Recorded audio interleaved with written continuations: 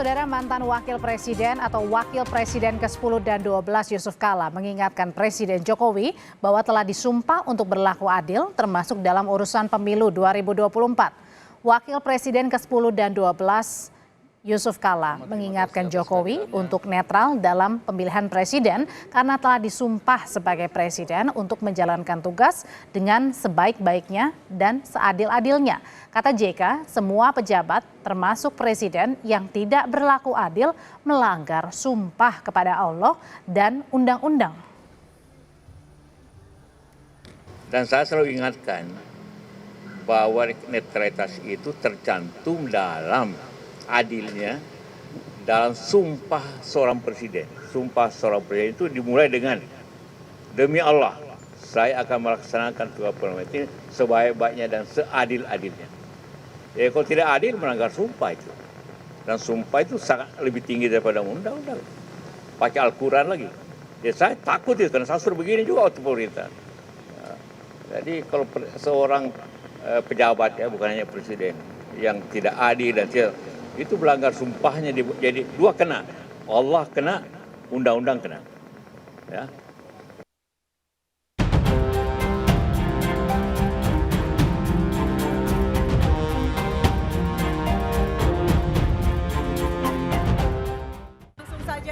Presiden Joko Widodo memberi masukan soal debat pemilihan presiden. Jokowi menilai debat ketiga kurang menampilkan substansi dan visi para calon presiden, melainkan lebih banyak serangan ke arah personal. Karena itu, Presiden mengusulkan perbaikan format di debat berikutnya. Asal visi yang diserang, nggak apa-apa.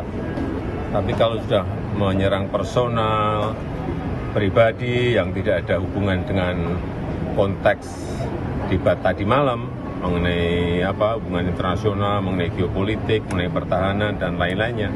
Saya kira kurang memberikan pendidikan, kurang mengedukasi masyarakat yang menonton, sehingga debatnya memang perlu diformat lebih baik lagi, ada rambu-rambu. Calon Presiden nomor urut 1 Anies Baswedan mengaku terkejut Presiden Joko Widodo mengomentari debat ketiga Pilpres. Anies pun menganggap aneh pendapat soal serangan personal dan meminta semua pihak melihat ulang debat yang ia sebut fokus terhadap kebijakan. Aneh kalau dipandang sebagai personal, ini sama sekali nggak ada personal. Semuanya adalah tentang kebijakan, bisa direview ulang kok apa yang tadi kemarin dibahas. Jadi malah saya agak terkejut kok Pak Presiden ikut komentar soal debat ya. Jadi saya rasanya nggak mau komentar terlalu banyak dah, biar publik aja nanti yang menilai. Calon Presiden nomor urut 3, Ganjar Pranowo pun membantah telah menyerang sisi personal kandidat lain saat debat Pilpres ketiga akhir pekan lalu. Ganjar mengklaim semua yang ia pertanyakan masih dalam konteks visi misi dan program kandidat presiden. Ya, soal Pak Jokowi yang bilang kalau debat ketiga banyak serangan personal, gimana Mas? Serangan personal, saya menyerang program. Meskipun ada usulan evaluasi dari Presiden, KPU menegaskan tak akan ubah format debat. Artinya, mekanisme debat 21 Januari mendatang yang diikuti para calon wakil presiden akan sama. Tema yang diangkat antara lain energi, sumber daya alam, dan lingkungan hidup. Tim Liputan Kompas TV.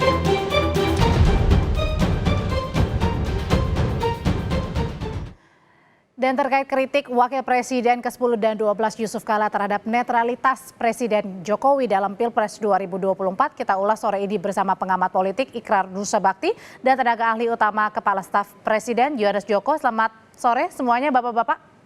Selamat sore Mbak Audrey, selamat sore Prof. Ikrar. Sore Bung Joko. Yang pertama saya mau ke Prof. Ikrar dulu, Pak Ikrar. Pak Ikrar, kenapa sih kira-kira Pak JK ini sampai turun, sampai ngingetin Presiden Jokowi soal netralitas dan sumpah? Ya, biar bagaimanapun Wakil Presiden Yusuf Kala ini adalah orang juga yang harus kita hormati ya, dan beliau juga pernah menjadi Wakil Presiden 2 kali ya, baik di era Pak Susilo Bambang Yudhoyono dan juga di era Pak Jokowi ya.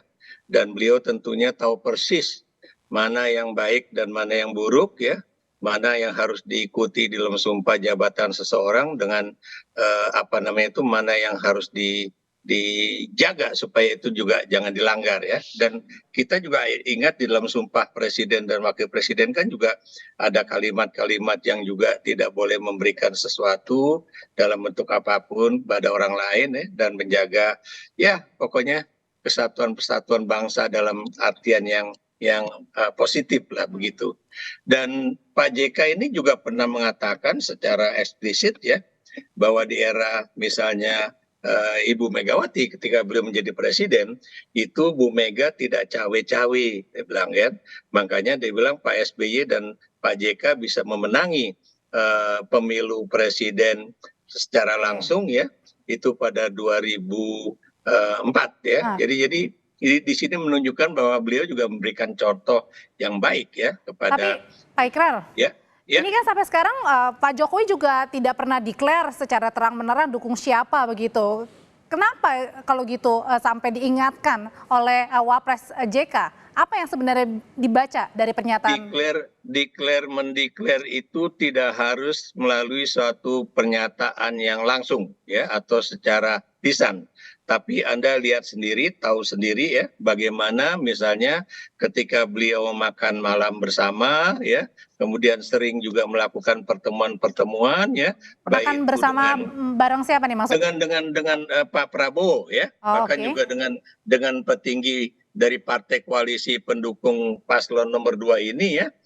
Dan di dalam pembahasan di antara presiden dengan para menterinya itu yang kebetulan menjadi pendukung paslon nomor 2 itu para menteri itu juga mengatakan secara eksplisit lagi-lagi ya bahwa yang dibahas itu antara lain juga adalah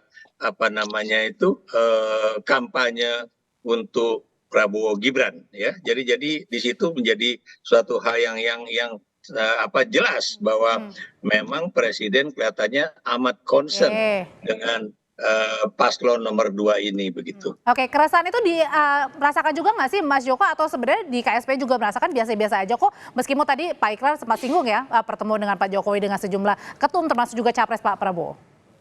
Ya kalau kami di kantor staf presiden Mbak sehari-hari yang kami rasakan jauh berbeda bahwa ada persepsi Pak Presiden Jokowi akan memihak atau tidak netral karena memang salah satu kontestan adalah putranya. Tetapi kami kan yang sehari-hari yang ada di kantor staf presiden yang merasakan bersama kepala staf presidenan Pak Muldoko bahwa ada hal-hal yang memang profesionalitas itu harus tetap dijaga, bahwa imparsial itu harus ada dan netralitas itu harus tetap dipertahankan. Itu yang kami rasakan sehari-hari gitu. Dan memang kalau jadi artinya Pak Jokowi tetap profesional, tetap netral dirasakan KSP? Ya itu yang kami rasakan sehari-hari, bagaimana kami harus tetap menjaga program-program strategis nasional, bagaimana arahan-arahan dan langkah-langkah tidak ada satupun yang mengarah kepada langkah-langkah atau arahan-arahan politik praktis. Tetapi begini Mbak, bagaimanapun juga kan Pak Jokowi ini kan juga insan politik gitu, bahwa beliau punya preferensi politik, iya pasti begitu. Tetapi kan yang terpenting adalah bagaimana preferensi politik itu tidak digunakan dengan fungsinya sebagai seorang presiden dengan menggerakkan aparat, menggunakan infrastruktur dan segala macam. Pada titik itu Mbak, kami yang sehari-hari di kantor staf presiden, karena kantor staf presiden itu kan hampir mayoritas itu non ASN yang sebenarnya kalau kami mau berpolitik kami sebenarnya bisa untuk berpolitik gitu, tetapi nuansa itu tidak ditemukan, apalagi kepala staf kepresidenan Pak Muldoko itu dengan sangat tegas sekali mengambil sebuah keputusan misalnya di kami beberapa tenaga profesional yang menjadi caleg itu dinonaktifkan gitu. Nah hal-hal ini yang sebenarnya menjadi salah satu catatan-catatan, menjadi salah satu poin yang menjadi pegangan kami sehari-hari di kantor staf presiden. Nggak ada keresahan kok Pak Ikrar, kalau kata Mas Johannes bilang biasa-biasa aja, TNI Polri juga tetap netral, nggak ada penggerakan sana-sini? Karena Mas Joko kan adanya di kantor KSP ya, dan beliau juga mungkin tidak ikut di dalam pertemuan-pertemuan itu atau tidak mengantarkan presiden ke tempat acara pertemuan itu. Dan memang semua anggota KSP ya atau staf KSP atau mereka yang bekerja di KSP harusnya memang netral ya. Tapi kalau tadi Mas Joko mengatakan bahwa Pak Muldoko juga netral, menurut saya harus memberikan catatan ketika misalnya ada kasus ya itu Satpol PP di Garut ya membuat satu pernyataan dukungan kepada Gibran Raka. Kan mereka bukan ASN, jadi boleh. Nah, yang jadi pertanyaan Pak Muldoko sebagai KSP itu tahu nggak bahwa yang namanya Satpol PP itu adalah aparat pemerintah daerah, dan aparat pemerintah daerah otomatis seharusnya itu tidak boleh membuat satu pernyataan-pernyataan yang memihak gitu kan. Terlepas dari pernyataan itu katanya dikeluarkan sebelum Gibran dan Prabowo itu menjadi pasangan calon presiden dan wakil presiden begitu. Mas Johannes tuh katanya dibilang begitu sama Pak Ikrar. Soal kemudian juga tadi contohnya soal ASN ya. Ya, sekali lagi Mbak, kalau kami kan bahwa tadi Pak Ikrar, kalau kami di kantor staf presiden memang mengambil posisi yang netral gitu, dan itu kan sebenarnya membuktikan Mbak bahwa kalau kita mau mengambil sikap nggak netral pun sebenarnya kantor staf presiden punya kesempatan itu contohnya gitu. Satpol PP Garut katanya bisa melakukan tadi itu gitu, tetapi kan kita tidak mengambil sikap itu. Nah, terkait hal itu Pak Kepala Staf kan dimintain pendapat ketika pada waktu itu, dan itulah sikap dan tanggapan Bapak Kepala Staf sejauh memang selama ini berinteraksi kan dengan komunitas-komunitas Satpol PP yang dalam posisinya pada waktu itu. Mereka sebenarnya mempertanyakan apakah mereka ini ASN atau bukan, karena secara undang-undang dan secara regulasi memang mereka belum ditetapkan begitu. Oke, tapi kan pada saat Pak Muldoko menyatakan ke publik itu seakan-akan sudah ada kesimpulan, padahal di situ aja Bawaslu belum memeriksa salah atau benar yang pernyataan dari Satpol PP Garut, Mas. Ya, posisinya Mbak, sebenarnya posisinya yang disampaikan oleh Bapak Kepala Staf pada waktu itu adalah bagaimana bahwa Satpol PP itu bukan ASN. Kalau bukan ASN, dia memiliki boleh melakukan langkah-langkah gitu. Tetapi kan sekali lagi ada aturan-aturan lain yang memang harus diambil, dan aturan-aturan itu sekarang ini juga sudah ditegakkan begitu, Mbak. Tapi dengan Pak Ikrar, dengan satu pernyataan atau misalnya satu contoh tadi ya, katakanlah Satpol PP di Garut, sebenarnya ada dampak langsung nggak sih sebenarnya yang terasa soal netralitas bukan hanya di TNI Polri tapi juga di lini ASN?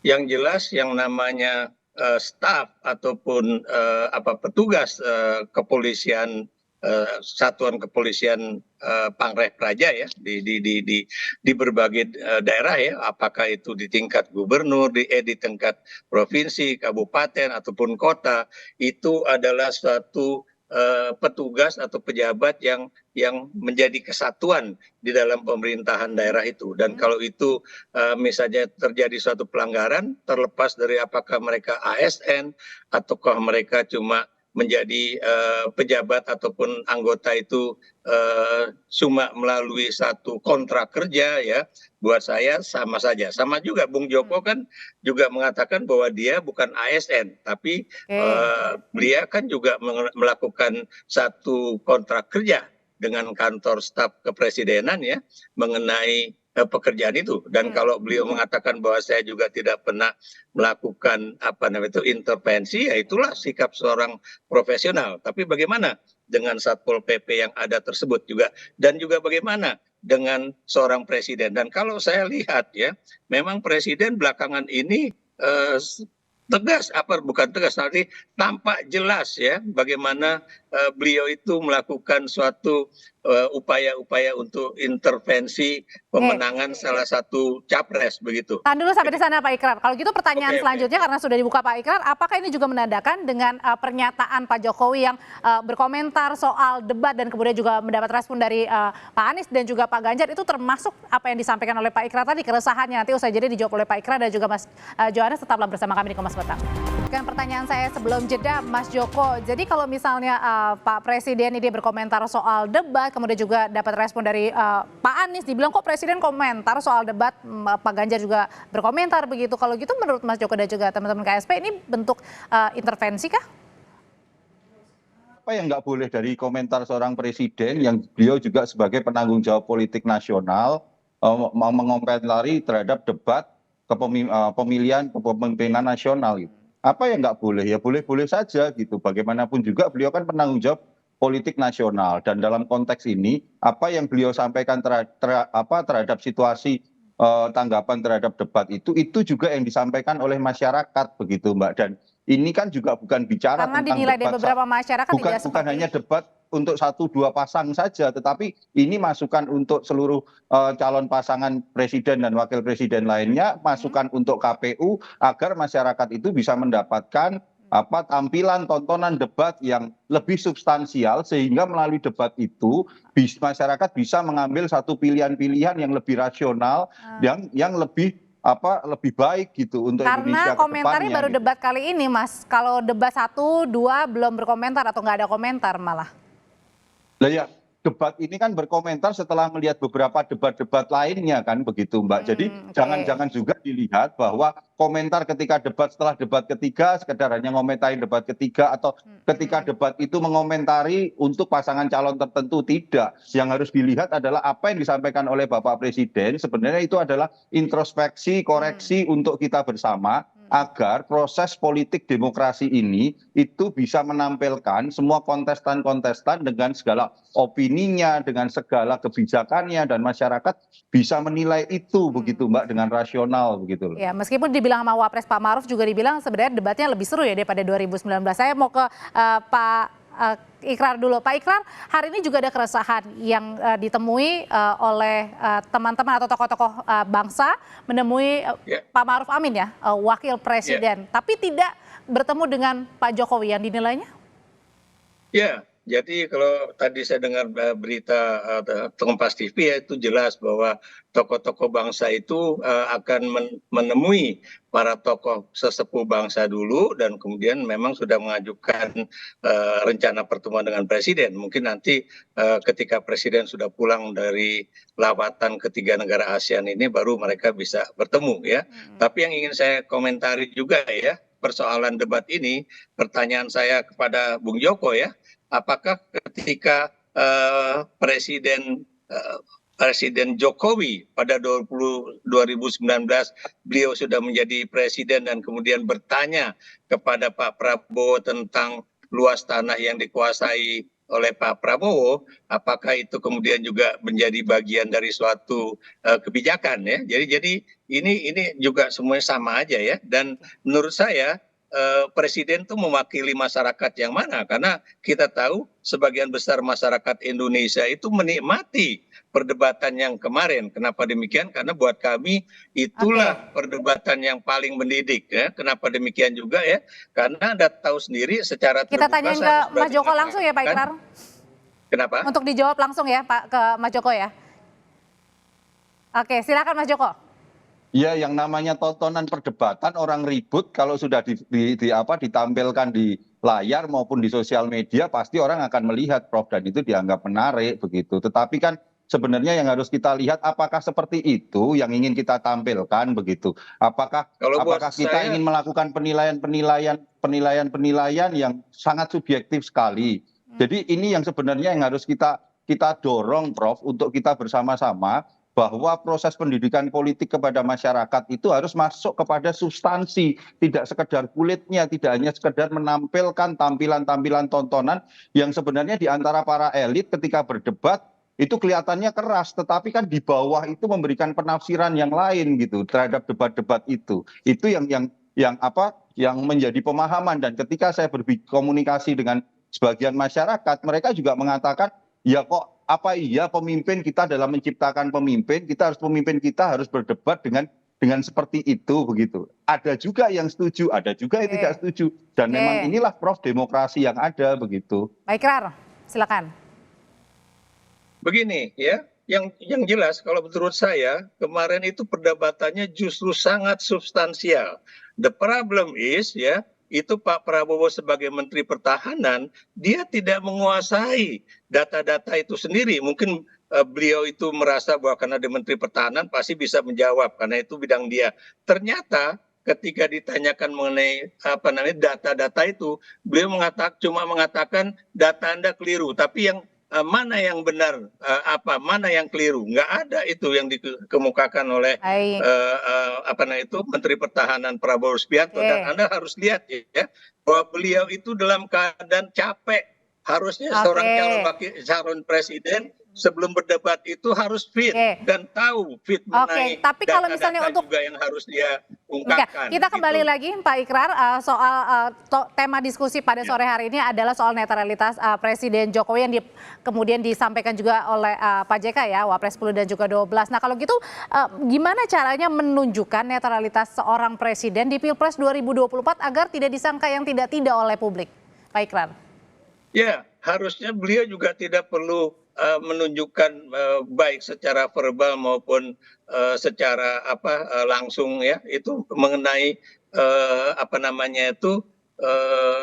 bahwa dia itu memang tidak netral ya. Saya beri contoh ya, bagaimana dia ketemu dengan para beberapa pimpinan kepala desa ya, dan kemudian bagaimana dia ketemu dengan Prabowo, bagaimana dia ketemu dengan Zulkifli Hasan, bagaimana dia ketemu dengan Erlangga Hartarto ya, kemudian juga bagaimana kemudian juga pernyataan beliau mengenai debat ya, padahal debat itu dan juga dia yang ingin diubah sama dia kan formatnya, padahal kita tahu itu adalah otoritas KPU. Dan saya bersyukur bahwa ketua KPU itu berani mengatakan bahwa tidak, kami tidak akan mengubah. Sebab kalau KPU itu kemudian mengubah format debat, itu pasti langsung orang menilai bahwa KPU berada di bawah kekuasaan presiden ya. Jadi ini netralitas itu ditunjukkan juga oleh KPU dan buat saya itu harus saya angkat topi dan saya hormati. Gitu.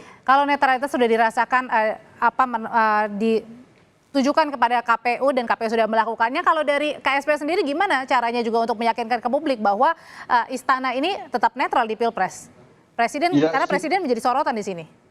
Ya situasi hari ini kan jauh berbeda Mbak dengan situasi-situasi zaman dulu begitu. Segala bentuk gerakan-gerakan ataupun apapun yang dilakukan oleh Bapak Presiden itu memang bisa dimonitor oleh publik. Termasuk juga apa yang terjadi di TNI, Polri maupun ASN. Artinya apa Mbak? Situasi hari ini masyarakat bisa melakukan kontrol kok bahwa apakah Presiden hari ini, Presiden ya Mbak, bukan Pak Jokowinya, tapi Presiden dengan segala kewenangan-kewenangannya masih menjaga netralitasnya dan tidak menggunakan seluruh kekuasaannya, seluruh infrastrukturnya, itu yang bisa dikontrol oleh masyarakat. Dan pada titik itu kami di kantor staf Presiden sangat meyakini bahwa Bapak Presiden Jokowi betul-betul menjaga netralitasnya dalam konteks itu begitu. Tapi kalau ada persepsi pandangan yang berbeda dari masyarakat, merasa mungkin presiden berpihak kepada pihak tertentu, capres tertentu, ini didengar juga keluh kesahnya sama Pak Jokowi? Ya yang namanya persepsi namanya 270 juta orang lebih begitu Mbak. Persepsi pasti nggak mungkin disatukan, ada yang melihat persepsi seperti itu, ada yang tidak. Dan sekali lagi Pak Presiden Jokowi ini kan beliau juga insan politik, beliau punya preferensi politik, dan preferensi politiknya itu yang terpenting adalah beliau tidak menggunakan kekuasaan yang dimiliki hari ini untuk mensukseskan preferensi politiknya itu. Itu yang harus menjadi catatannya begitu Mbak. Tapi kalau misalnya dari Pak Ikrar sendiri melihat tadi pertemuan dengan ketum mungkin karena di luar juga ya, termasuk dengan Pak Prabowo dengan di luar jam begitu kerja, apakah itu termasuk juga merupakan preferensi politik? Itu buat saya. Ya. Oh jadi gini, oke Audrey, saya jawab dulu ya. Persepsi itu ya adalah suatu pandangan sebagai akibat dari informasi yang kurang. Jadi persepsi itu bisa salah. Tapi kalau apa yang terjadi sekarang bukan lagi persepsi ya, itu adalah suatu pandangan yang diakibatkan oleh suatu kenyataan yang data maupun faktanya itu jelas ya. Ya, saya beri contoh misalnya kebijakan bansos ya, dan kebijakan yang lain-lain lah ya. Dan karena tadi Bung Joko juga mengatakan bahwa anak presiden maju menjadi calon wakil presiden, dan karena itu menurut saya itu benar-benar bukan lagi most likely ataupun highly likely, tapi saya katakan ini udah benar-benar certainly ya, itu benar bahwa presiden pasti akan cawe-cawe, karena biar bagaimanapun dia punya kepentingan untuk membangun dinasti politik dia, dan kemudian kebetulan itu juga menyangkut dengan pasangannya yaitu Prabowo Subianto. Dan dari Mas Yohanes sendiri, dari teman-teman KSP sendiri, apa jaminan netralitas terhadap Pilpres 2024 terutama untuk presiden atau bagi presiden? Ya jaminannya ya kita melakukan apa yang menjadi tugas kita Mbak, dalam konteks kami di kantor staf presiden, kita betul-betul menjalankan tugas dan fungsi untuk melakukan bottlenecking, monitoring, delivery unit, dan itulah yang nantinya menjadi menjadi catatan begitu Mbak untuk kita. Oke, karena netralitas bukan hanya yang diharapkan oleh tokoh elit politik, tapi juga seluruh masyarakat Indonesia dalam Pilpres 2024. Terima kasih Mas Yohanes Joko, terima kasih Pak Ikrar Nusa Bakti, sehat selalu semuanya Bapak-Bapak.